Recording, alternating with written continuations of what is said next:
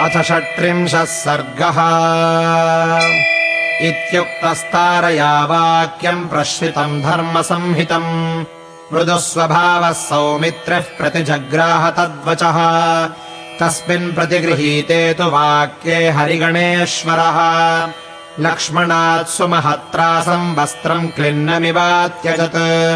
ततः कण्ठगतम् माल्यम् चित्रम् बहुगुणम् महत् चिच्छेदविमदश्चासीत् सुग्रीवो वानरेश्वरः स लक्ष्मणम् भीमबलम् सर्ववानरसत्तमः। अब्रवीत् प्रश्रितम् वाक्यम् सुग्रीवः सम्प्रहर्षयन् प्रणष्टा श्रीश्च कीर्तिश्च कपिराज्यम् च शाश्वतम् रामप्रसादात् सौमित्रे पुनश्चाप्तमिदम् मया कः शक्तस्तस्य देवस्य ख्यातस्य स्वेन कर्मणा तादृशम् प्रतिकुर्वीत अंशेनापि नृपात्मजा सीताम् प्राप्स्यति धर्मात्मा वधिष्यति च रावणम्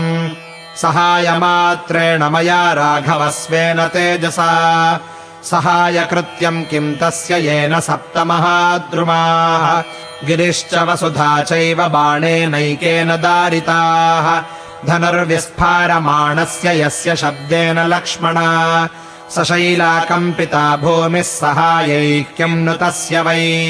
अनुयात्राम् नरेन्द्रस्य करिष्येऽहम् नरर्षभा गच्छतो रावणम् हन्तुम् वैरिणम् स पुरःसरम् यदि किञ्चिदतिक्रान्तम् विश्वासात् प्रणयेन वा प्रेष्यस्य क्षमितव्यम् मे न कश्चिन्नापराध्यति इति तस्य ब्रुवाणस्य सुग्रीवस्य महात्मनः अभवल्लक्ष्मणः प्रीतः प्रेम्णा चेदमुवाचः सर्वथा हि मम भ्राता सनाथो वानरेश्वर त्वया नाथेन सुग्रीव प्रश्रितेन विशेषतः यस्ते प्रभावः सुग्रीव यच्चते शौचमीदृशम् अर्हस्त्वम् कपिराज्यस्य श्रियम् भोक्तुमनुत्तमाम् सहायेन च सुग्रीव त्वया रामः प्रतापवान् वधिष्यति रणे शत्रून् चिरान्नात्र संशयः धर्मज्ञस्य कृतज्ञस्य सङ्ग्रामेष्वनिवर्तिनः उपपन्नम् च युक्तम् च सुग्रीव तव भाषितम् दोषज्ञः सति सामर्थ्ये कोऽन्यो भाषितुमर्हति वर्जयित्वा मम ज्येष्ठम् त्वाम् च वानरसत्तमा सदृशश्चादिरामेण विक्रमेण बलेन च सहायो दैवतैर्दत्तश्चिराय हरिपुङ्गव